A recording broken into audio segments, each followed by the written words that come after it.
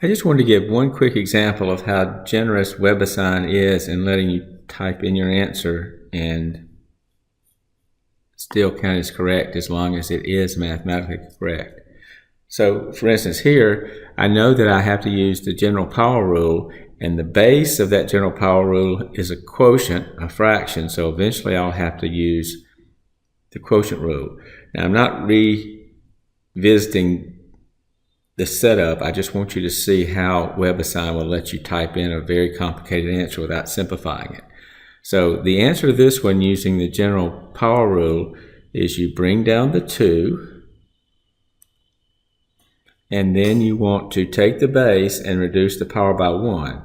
So when you reduce 2 down to 1, it just becomes 1, and you don't really need to put in the power. So actually all here you want to do is type in the fraction. So I'll enter parentheses, and I'll go over here and press the fraction button, and up top I'll type 5 minus 4x, and down, hit the arrow and go down, and down there I'll type x, and then I'll go over here and do the exponent and put squared, press the right arrow to go back down, and to do minus 1.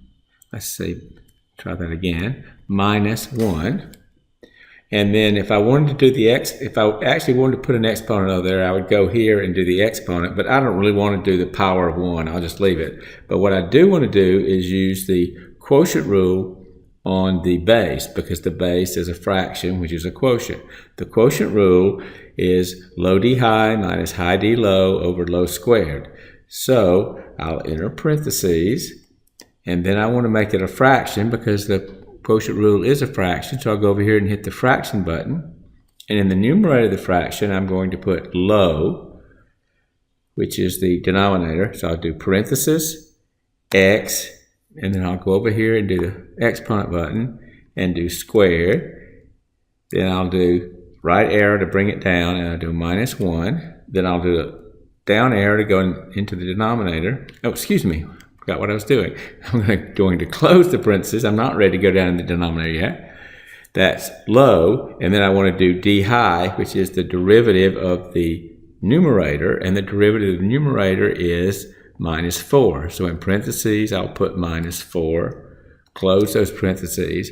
Remember, the quotient rule is low d high minus high d low. High is the numerator, so parenthesis 5 minus 4x, close parenthesis, that's high. Now I've got to do d low, which is the derivative of the denominator.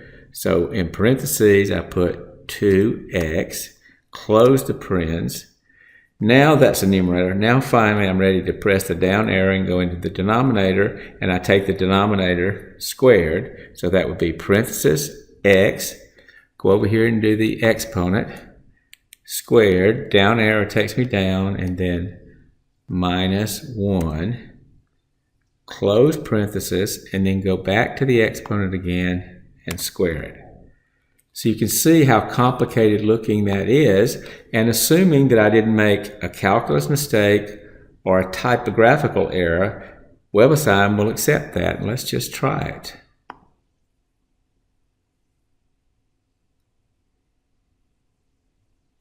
And there you go. It accepted that answer. So my point is, you do not have to simplify this all the way down, but you do have to be careful how you type things in, because if you type it in wrong, it's going to be wrong, even though you may have had it written out right on paper.